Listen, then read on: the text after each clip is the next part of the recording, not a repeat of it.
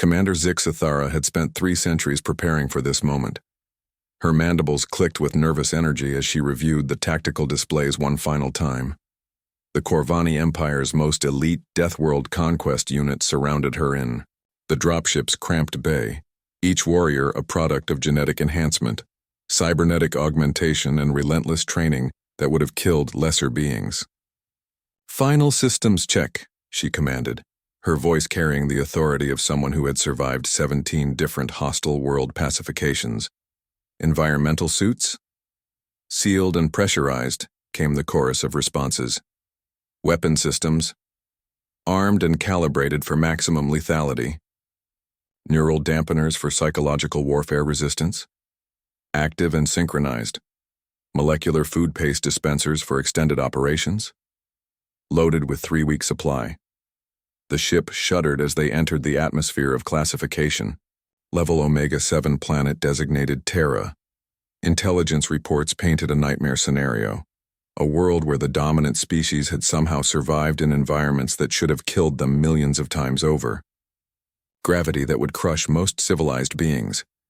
Atmospheric conditions that shifted from frozen wastelands to blazing deserts. Predators that hunted in packs with intelligence rivaling spacefaring species. And yet, somehow, impossibly, the humans had not only survived but thrived. "Remember," Zixathara continued, "these creatures have adapted to their hostile environment through pure evolutionary brutality. They've developed redundant organ systems, pain tolerance beyond measurement, and pack hunting instincts that—" A new voice interrupted her briefing. "Excuse me, sorry to butt in." Every head in the dropship turned toward the source, a creature in the corner wearing what appeared to be fabric coverings rather than proper armor. The human liaison sat casually, one leg crossed over the other, holding a steaming cup of some dark liquid. "Marcus Thompson, Terra Defense Coordinator," the human introduced himself with a slight wave. "Just wanted to check. Did everyone remember to pack lunch? We're going to be out there for a while, and trust me, you don't want to get hangry during a Deathworld survey." The silence in the dropship was absolute. Zixathara's primary eyes focused on the human, while her secondary eyes continued monitoring her troops' vital signs. Several warriors showed elevated stress indicators, not from fear of the approaching Deathworld but from the sheer cognitive dissonance of the situation. "Lunch?" Sub-Commander Krathik finally managed. "We have calculated nutritional requirements and optimized sustenance delivery systems designed for—" Right, Marcus interrupted, taking a sip from his cup. "Meal paste. Yeah, we tried that stuff during the Antarctic expedition back in '89. Terrible stuff, I brought sandwiches." He reached into a simple fabric container and pulled out what appeared to be food wrapped in thin material. "Anyone want—" "A peanut butter and jelly? Made them this morning." Zixathara felt her cognitive enhancers struggling to process the scenario. "You made them? This morning? Before a Deathworld operation?" "Well, yeah. My wife always says a good breakfast is important, but she worries about me skipping lunch when I'm working, so she reminded me to pack something." Marcus unwrapped his food with practiced ease. Plus, sharing food is a great way to build team cohesion. Basic psychology. The dropship's AI announced their approach to the landing zone, a region characterized by extreme temperature fluctuations, aggressive megafauna, and atmospheric conditions that required constant environmental suit monitoring.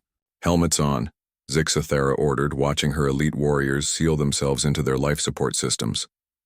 Marcus finished his sandwich and stood up, pulling on what appeared to be a simple breathing mask.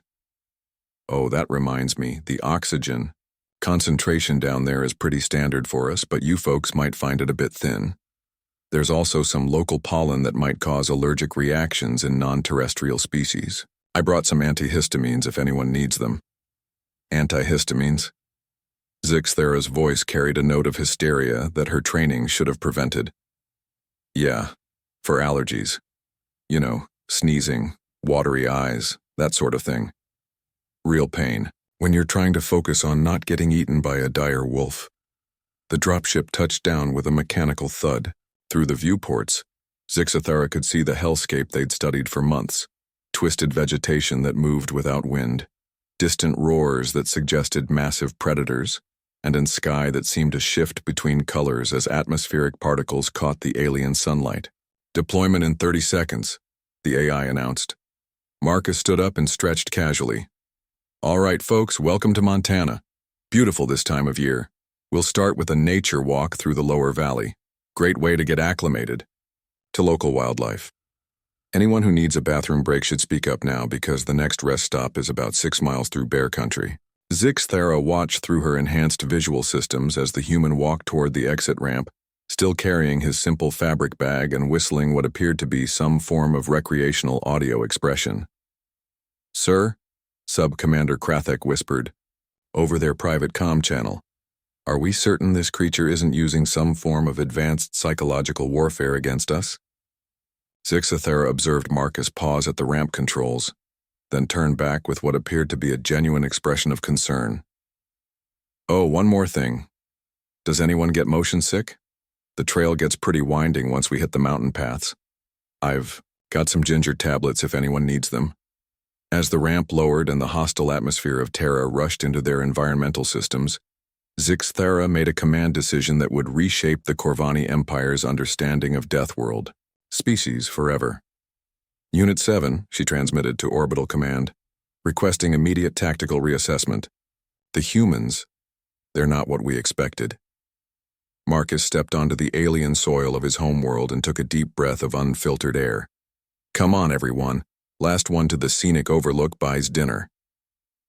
And the most elite warriors in known. Space followed a human who had packed sandwiches into the most dangerous environment they'd ever encountered, beginning to understand that perhaps they had fundamentally misunderstood what made a species truly dangerous.